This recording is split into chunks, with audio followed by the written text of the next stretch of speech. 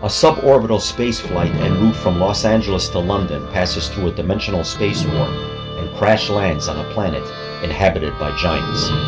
The crew and passengers must work together if they hope to survive, repair their spaceship, and someday return to Earth. In the process, they learn that the giants have a totalitarian form of government in which the Earthlings are sought out as enemy aliens whose advanced technology poses a threat to the giants.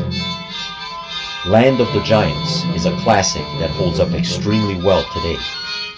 Among the popular Irwin Allen TV shows of the 1960s, Voyage to the Bottom of the Sea, Lost in Space, and The Time Tunnel, Giants was the most ambitious and stands out as the best of the lot. It was the most expensive series up to that time, employing production values and special effects usually reserved for feature films.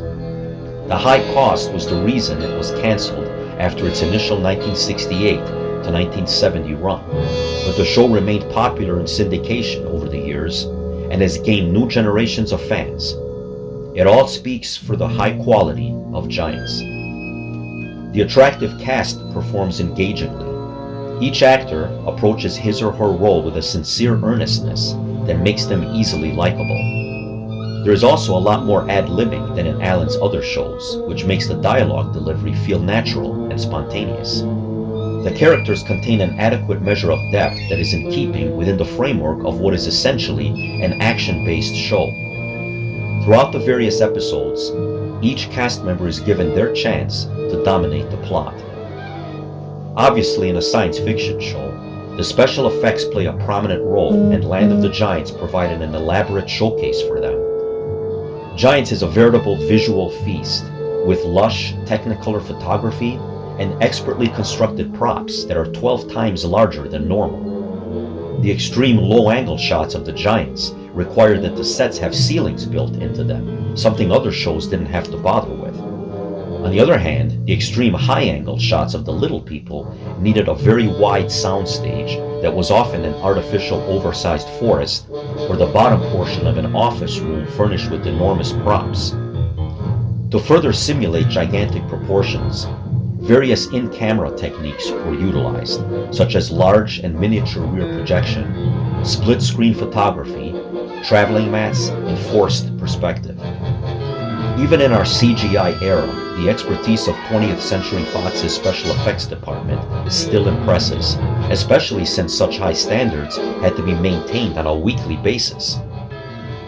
Music was always a major contributing factor in the quality of Irwin Allen's TV shows, and the score for Giants is exemplary. Full-bodied and vibrant, the music matches the impact of the visuals and heightens the feeling of suspense.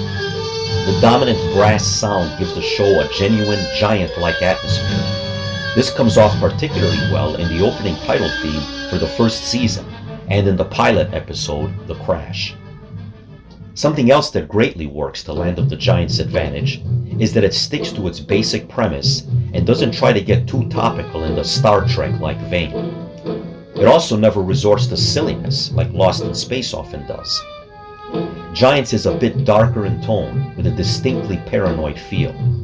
Whenever it does address an issue, it is never in an overt or pretentious way. Science fiction themes that deal with time travel or cloning are always handled intelligently. Mostly though, the episodes are about the difficulties and dangers one would encounter in a hostile world of giants. This served the show well, giving it a universal appeal that hasn't dated. Indeed, Land of the Giants is still a terrifically fun place to visit over and over again.